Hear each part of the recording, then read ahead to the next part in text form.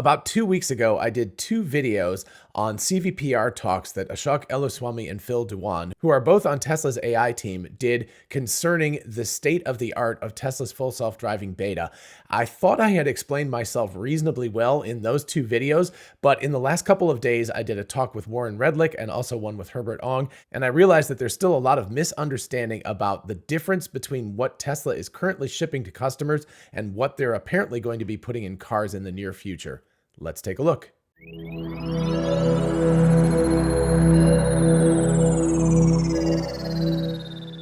Hey y'all, it's Dr. Know-It-All. So this video is an attempt to explain what end-to-end training and world models actually are. And I think that there has been some confusion in terms of the talks that have been going on and just the general understanding. And I think that a lot of people are conflating what Tesla is doing by using NeRFs, which is neural radiance fields, to reconstruct 3D scenes and to label things and to do training and all of that, with what they are apparently going to be shipping to customers by the end of the year-ish, something like that, and obviously have been working on and are excited about for the future. So what I want to explain today is what is a world model, what is end-to-end training, what is a foundation model, and how is that different from what's going on in Teslas today. So I'm going to start with this hybrid NeRF 3D reconstruction from the customer fleet that is in Ashok's presentation and also in Phil's as well, so it doesn't really matter, but I'll just use this one as the example. I'm going to put a link to both of the talks, to my videos about their talks, and also to my conversations with Warren and Herbert in the description, so there'll be a whole bunch of source videos if you're interested in looking at that in more detail. But anyway, I wanted to talk about this first because I think this is the part that people understand the best. I have turned down the audio because I'm just going to show the video for these little clips at this point. So anyway, Ashok is talking about this. What this is arising from is this is a 3D reprojection of a 2D scene. Basically, you have a bunch of cars driving through a particular intersection. They take in two-dimensional data in their cameras. That is then pulled into Tesla's mothership. Tesla can then take those videos and everything, and they can sort of reproject out into a three-dimensional world. So that's kind of the high-level version of this. It's actually rather complicated, especially when you're doing things in motion and trying not to have them flicker or blur or do any of that kind of wild stuff. But you can see how, the longer distance away, what you get is more and more fuzzy data, and there's holes in the data and dropouts and stuff. But the stuff that's near the car on the street is actually very, very well rendered in a lot of detail and with texture maps and stuff. There's information about the road and all of that on there. And what this might look like to you, if you've ever seen a LiDAR reconstruction of a scene, is this looks like LiDAR to you. And LiDAR, of course, uses a laser beam to shoot lights out. It's got that classic little, police car looking thing on the top of the car and it spins around. I know there are solid state ones now, but anyway, that's the classic look of these things. But that's the Waymo car that's driving down the street with that kind of a thing. And that shoots out light beams that bounce off of objects that then return to the vehicle. And the vehicle is able to utilize that to make a 3D reconstruction of the scene. Now, that does not have texture maps. It does not have information about signage. It doesn't have information about streets. You can obviously see that this has a lot more information because it has all of that too. But the real magic of this is not using something that's actually bouncing signals off of other objects, which makes it relatively easy to reconstruct a 3D scene. What this is doing instead is using a 2D camera, a bunch of them, 8 of them on a Tesla, and it's combining all of those together and then figuring out what the depth information is for the entire scene and then reprojecting that out into the world. Now, is this used in your Tesla vehicle if you're driving full self-driving beta? No. What this is used for is to create a ground truth. That is a term of art. It's very important.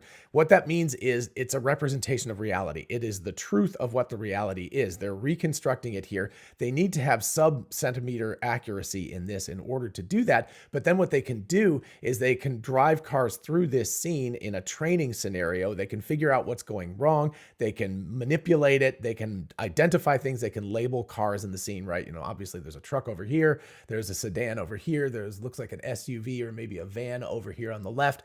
Trees, light poles, buildings, curbs, middle of the road, all of that kind of stuff. So you can utilize this information right here to create a really good training regimen for the thing that's actually driving your car. So that's what this is being used for. This is very different than what I'm going to show you next. So at about 13 minutes and 45 seconds into his presentation, he then turns to learning a general world model. So now we're turning to a world model, and this is very, very different here.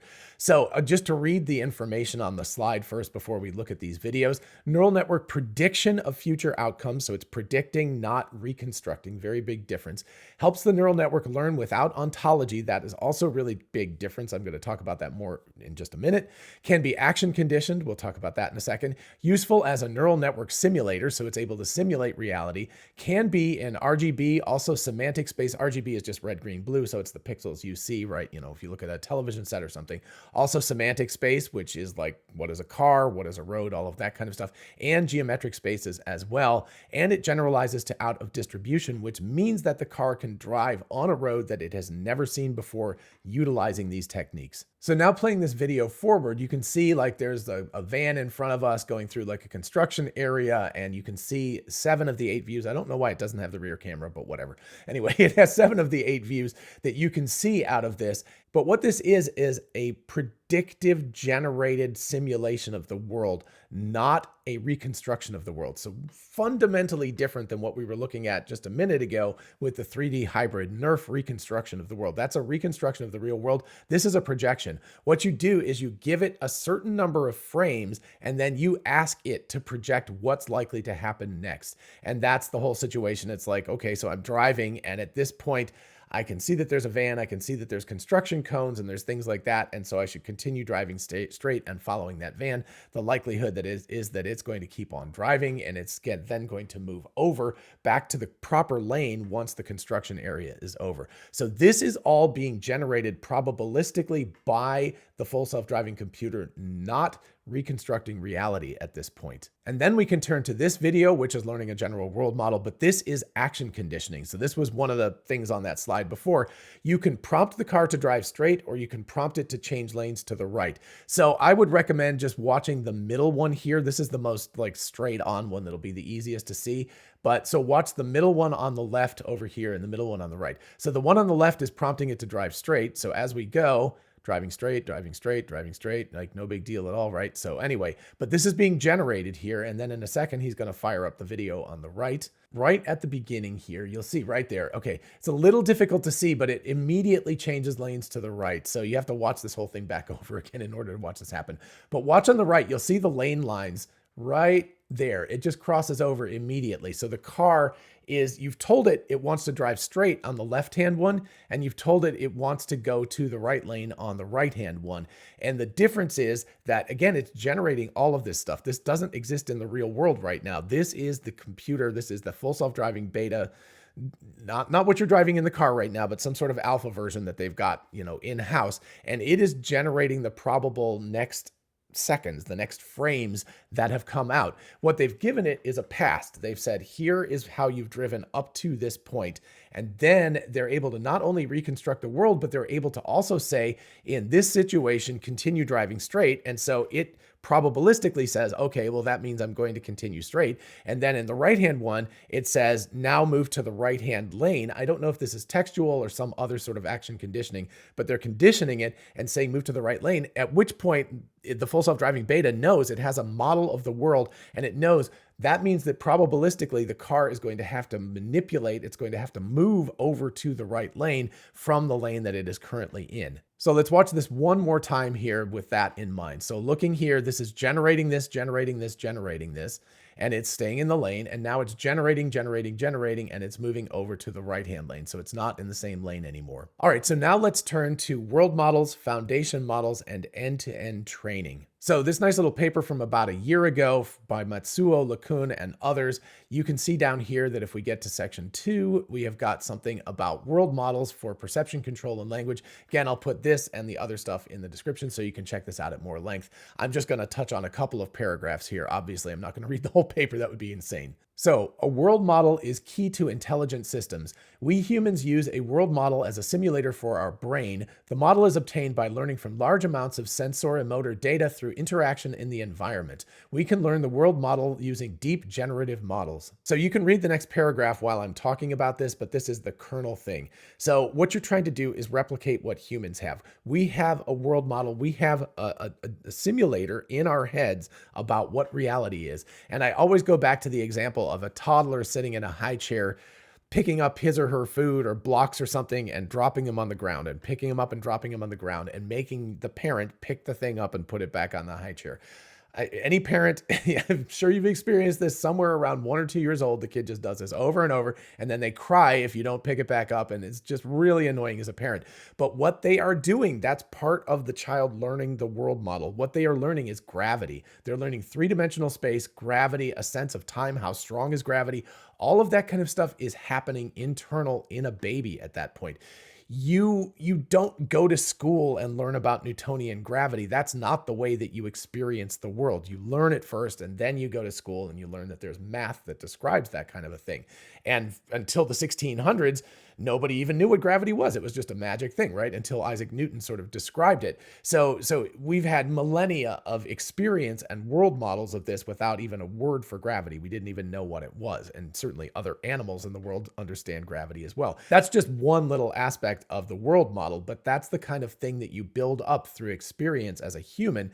And the goal for an AI is to be able to generate a world model just like that, specifically in this case for driving, but obviously with Optimus, it's going to have to be much more similar to the way a human experiences it. We have to balance, we have to manipulate objects, you have to pick up a cup or something, right? If you want to do something like that, there's object manipulation, but there's also an understanding of the world. How heavy is this going to be, right? I need to know how heavy this is.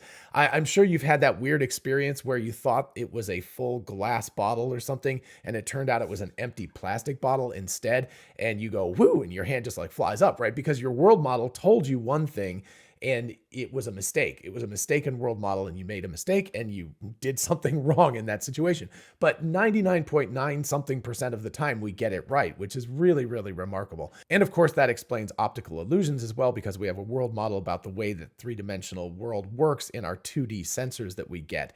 And you can create clever things that will trick somebody's eyes into believing something is not the way it actually is. So, all of that kind of stuff is failures of our world model, but in almost all circumstances, it works fantastically. And so what the Tesla autonomy team, full self-driving beta, and also Optimus is trying to do is create something that is a world model that is effective and understands the world. The world is really, really complicated. That's the whole problem with creating a world model. It's very easy to do in a game like chess or something. A world model is just like maybe 8 or 9 moves. I don't know. If you include things like castling and en passant and all of that kind of stuff, there's very few moves, and there's 64 squares in which things can exist. So creating a world model is relatively easy. It's still difficult after that point to solve the problem of playing the game, but the world model itself is relatively easy. The world model of reality is incredibly complicated. So that's the problem, is that you've got this in, what apparently was an intractable problem difference between playing a simple game, not simple, but again, a game is relatively simple,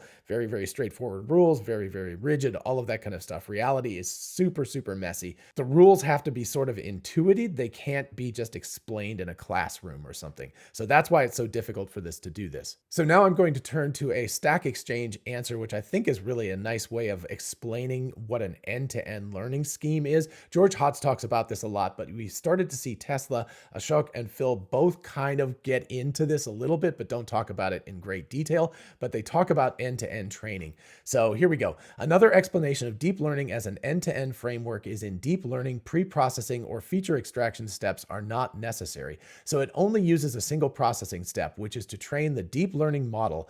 In other traditional machine learning methods, some separated feature extraction steps are usually required. And then you've got this graphic down here where you've got a car learning how to drive. It does a feature extraction step, and then it does a semantic classification step where it says this is a car, this is a whatever, right? So it says car, not car. It's trying to classify that sort of a thing.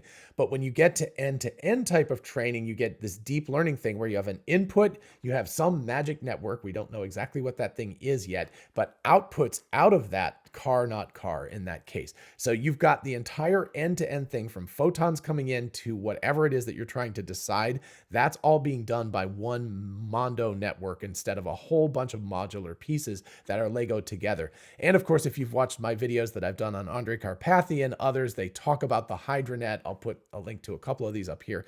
But anyway, they talk about HydraNets and other things where they attach heads and all of that kind of stuff. It sounds like if they go to a full end-to-end training mode, they're going to be throwing all of that stuff away and just using one gigantic neural network to do the entire thing. much, much more complicated to get that all working because you can't train each of the little individual pieces. But at this point, Tesla's probably got enough experience, enough data to get close enough to figure out what that architecture needs to look like. And of course, to get to the point where it can train itself, and more on that in just a second. But just real briefly, this last paragraph. For example, in image classification, deep learning frameworks like CNNs or convolutional neural networks can receive a raw image and then train to classify it directly. If we didn't use deep learning, we need to extract some features using more steps like edge detection, corner detection, color histograms, etc. So in other words, rather than having to have a bunch of pieces that are all cobbled together, you're able to do it all at one pass. Now, of course, image classification was relatively a solved issue after 2012 and AlexNet. So this is kind of old hat here, in this case, feature extraction and all that. But you can take this to the next level for full self-driving, where you're talking about a situation where you might have multiple modules. One might be to detect stop signs, one might be to detect lights, one might be to detect streets, one might be to detect lanes, one might be to detect cars, other automobiles on the road. They could be static cars. They could be cars in motion. There could be curbs. There's just on and on and on. There's all of these little pieces that you're having to put together.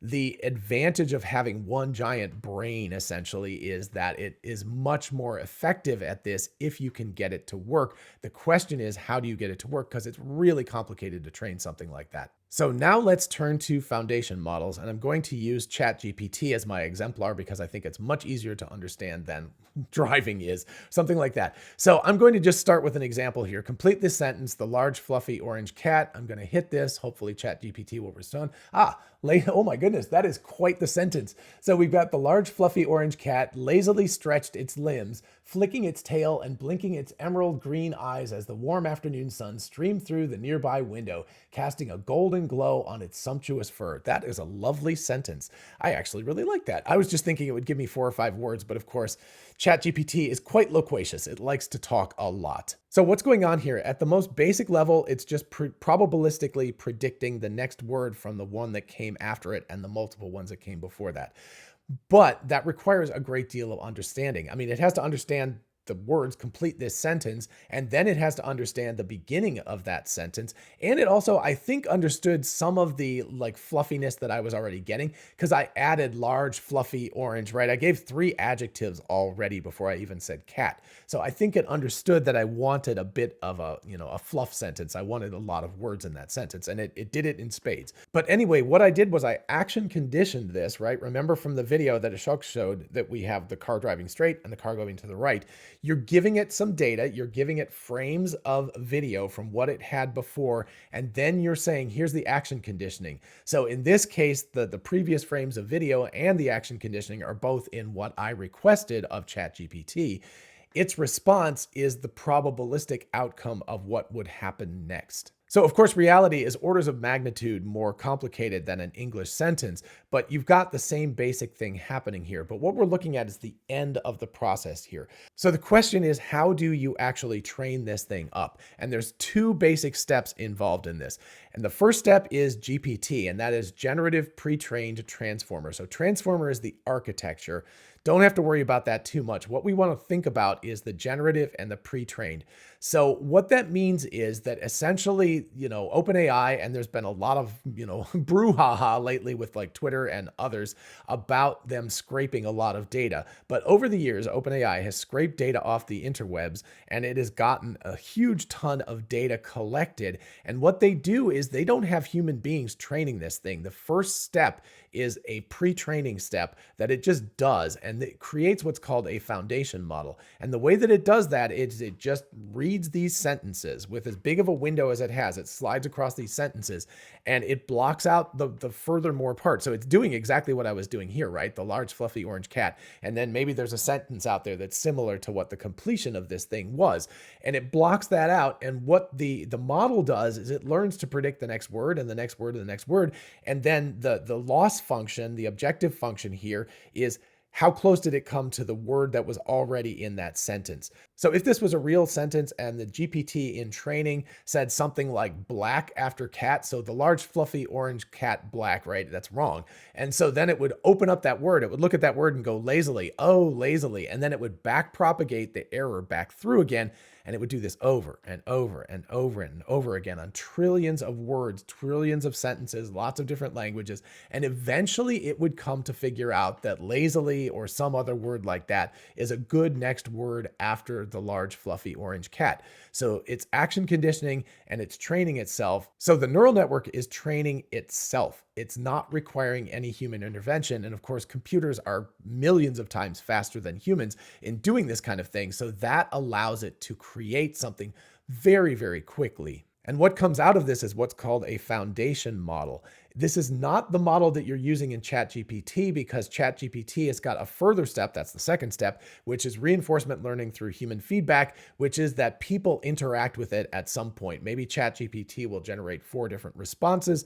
The human will pick A, B, C, or D, which one is their favorite response to the end of this sentence, right? So you could imagine that in a training step, you would get 4 of these auto completions and you would pick the one that you like the best. That then allows the foundation model to fine tune itself to make human beings happier, which is the reason why ChatGPT works so well. The original generative pre-trained transformer, which was out there at least for GPT-3, that was out there, but it's not very effective. It's like, it's weird. It doesn't really respond in a way that makes human beings happy. So the kind of brilliant move on OpenAI's part here was to be able to add that RLHF and have it really, really orient itself towards what human beings like and the auto completion of sentences and things like that that make people happy.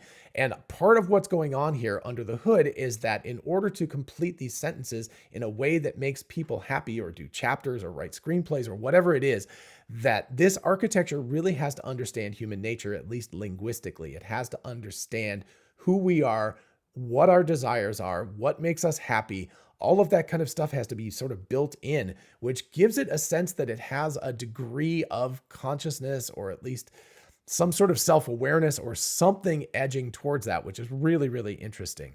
So a foundation model critically is something that trains itself. It's just a thing. It's not the thing. It's not the product that the consumer eventually gets, but it's a thing upon which these products that consumers get can be built. It's done on its own. It pre-trains itself, and it happens. It costs a lot of money to make this stuff happen. These pre-training steps are huge. That's most of the compute that happens in this type of work. And then of course, ideally what you have is an end-to-end neural network solution that just takes in language and spits out language, or takes in photons and creates some sort of control thing for a steering wheel or for arms or whatever it is that your output is. And through the foundational training, this end-to-end network creates a world model that allows it to understand the world. In the case of something like ChatGPT, that's the linguistic aspect of the world. It's just words. In the case of something like full self-driving, again, which is orders of magnitude more difficult because it's so messy, it's an actual understanding of the world itself. The world model is very similar to what human beings, at least if it works correctly, it will be very similar to what human beings understand the world as. It has to be, because we are able to get through the world in a fairly sophisticated way and a fairly safe way, and we don't bump into things all the time, and we don't crash all the time, right? And we don't fall over, and we don't miss our mouths when we try to take a drink. So, all of that kind of stuff happens because we have a good world model. We're able to simulate the future. We're able to understand it. We're able to understand how our arms and legs, and in the case of a car, steering wheel, brake, accelerator, how all of that stuff works because we have a world model. So what it sounds like to me Tesla is trying to do is create a foundation model, potentially end-to-end, one gigantic neural network architecture that takes in photons and comes out with a control with some sort of action that happens, all in one huge go. Super, super complicated to make that happen. But they have all of these steps that have been used to build this. They've got these 3D reconstructions of scenes. They've got auto-labeled scenes. They've got all of this stuff that can help get the network up to a point where it can train on its own without human intervention. And you could see that in what Ashok and Phil talk about. And what they say is that we pre-do this, right? That's why these video sequences are critical. They gave it a bunch of frames, and then they said, what happens next? That's exactly what's happening with something like ChatGPT in a foundation foundational sense. So they've blocked off the end of what's going on. The architecture is trying to predict what's coming next. And then what you do is you reveal the next frame and it goes like, how close was I to that frame? Oops, I was pretty far away. They may be using something as simple as mean squared error, just MSE. They may be looking at the actual pixels, the representation of the pixels on the screen, and they may be subtracting the values of those pixels, the target versus the output. They may just be subtracting those, squaring that, taking all of that for all the pixels and then averaging it over the number of pixels. It might be as simple as that. They just might be using MSE to be able to figure out how close this is, but it's definitely a generative step. It's definitely got to be working on its own because humans are too slow to get involved in this. And it's definitely creating a world model because that's the title of the entire talk. And then it's likely using something that is more or less an end-to-end network, something not as complicated as what they've had before. And so what is the advantage of doing this over what they have? Because what they have right now works pretty darn well in most cases. Well, the problem is that you still have humans in the loop, but even more importantly, you still have labeling at heart. You have to give it data where everything in the scene has a name. It's like all of this stuff has a name. And yes, we do have the occupancy network that can do some geometry before ontology, but the problem is that even that doesn't have a complete path to understanding because at some point a human has to get involved in that and say yes or no, that actually is occupied space, that is not occupied space. And when Ashok does his talk, he talks specifically about smoke and paper flying across the scene of a car driving. And those are very complicated, even for an occupancy network, because it doesn't know if that voxel of space is occupied or not. But this foundation model, what it can do is it can iteratively train itself using the data that Tesla has. So again, let's just take a situation where a person is driving and a bunch of big puff of smoke comes across the road and you drive through it as a human being and everything is well and fine and it works. You can take that chunk of data and feed it to the training network, and you can say, okay, train on this for a while, and millions of cases like that. And it can train on that, and it can then learn on its own. It can create a world model where it doesn't have a word for smoke, but it has this idea of smoke inside the numbers, inside the architecture. And it's going like, smoke, I see smoke. And it understands that because of the fact that many, many humans have driven in similar circumstances and they drive through the smoke and it's fine. It learns to understand the concept of smoke, the quality of smoke, the fact that it's opaque, but that you can still drive through it because it is not solid. And it is able to figure that out and all these other circumstances. And so all of these weird edge cases, and everyone's like, oh, my car failed at this, and my car failed at this, and my car failed at this. All of these edge cases will be taken care of if this thing can actually learn to understand a really, really accurate world model. And if they can do that, that is going to be a game changer. And one final little thing to put on top of this, if Tesla is indeed creating a foundation model here, right? One of the things that we said, remember I said with ChatGPT, there's a two-step thing. They create the foundation model, but then they use reinforcement learning through human feedback to optimize it, to make it a good experience for people linguistically. So you ask it a question and it gives you a reasonable answer. In the case of driving, there is probably going to be a fine-tuning step, which in some senses might be super easy because we've already got drivers out there. So it can train on what drivers do to learn how drivers do something comfortably. But then, of course, also there is the feedback aspect, so that when they put this out into the world, this world model, when it makes mistakes and doesn't do things right, if people report back, whether that's in a simulator, whether that's employees, or whether that's us beta testers driving it in the real world, we will give it feedback. And that effectively is reinforcement learning through human feedback, going like, no, this was not comfortable for me. Yeah, it navigated the scene okay, but what it did was it went like burp, burp, burp, like that, switched lanes 5 times, and that's not cool. So that kind of a thing will be adjusted and optimized for via reinforcement learning through human feedback. All right, so we got fairly deep into things here. We talked about 3D reconstruction of things, why that is not the same thing as generating the future in a simulation, how the simulation is much more dependent on a world model that the car has to develop that is very, very similar to a human's world model, and also Optimus, of course, just assume Optimus for all of this kind of stuff, how that involves potentially at least a end-to-end network, which is just one gigantic network that learns to take in photons and output some sort of decision about a control situation. And also how that is related to foundation models where a computer can train itself on all of the data that it gets without needing labels, it's able to generate its own model of the world, its own understanding of the world without human beings have to tell it everything. If you want a quick analogy, it would be something like going to school and trying to learn everything from the teacher telling you stuff, right? It's like, this is gravity and this is what happens with gravity. That doesn't really help until you try it yourself. I'm sure if you've ever watched somebody play baseball or tennis or whatever on television, you're like, oh yeah, I understand how that game works and everything. But the first time you pick up a racket or a golf club or a baseball bat or something, you're like, I've got no idea how this works, right? So watching it happen is not the same thing as experiencing it yourself. And that's the big difference. What this world model will give Tesla is the ability for it to learn from experience directly rather than being told about it. There's only so far you can go when somebody's just telling you about something. You have to experience it yourself. I'm sure anyone who has lived in the world understands that. It's a big difference between told something and actually doing it. Something like rock climbing, just take that for example, and you watch people like climb up rocks indoors, outdoors, whatever, and you're like, yeah, whatever. The first time you try it and you get 10 feet off the ground and you break out in a cold sweat and you're like, oh my gosh, I'm going to die. That's a very, very different experience from watching that on television or watching somebody else do it at a gym. So that is the kind of thing that's happening right now, I think, with Tesla, with their full self-driving program, with their Optimus program. They are reworking everything from the ground up. And they may be far enough along because Elon did say that version 12 was going to be the end-to-end thing and it was not going to be beta anymore. They may be far enough along that at this point they're like, oh gosh, we think we got this. We think we can actually do this. So at this point, this is all speculation on my part, again, based on what I've seen in these videos. But I'm hoping and guessing that we in AI Day 3 will actually get a lot more detailed information about all of this. All right, I hope you enjoyed this rather geeky video and found it fun and interesting and thought-provoking. If you did, please do like it so YouTube's algorithm will give it a boost for other people to watch, and consider subscribing for more of this kind of content.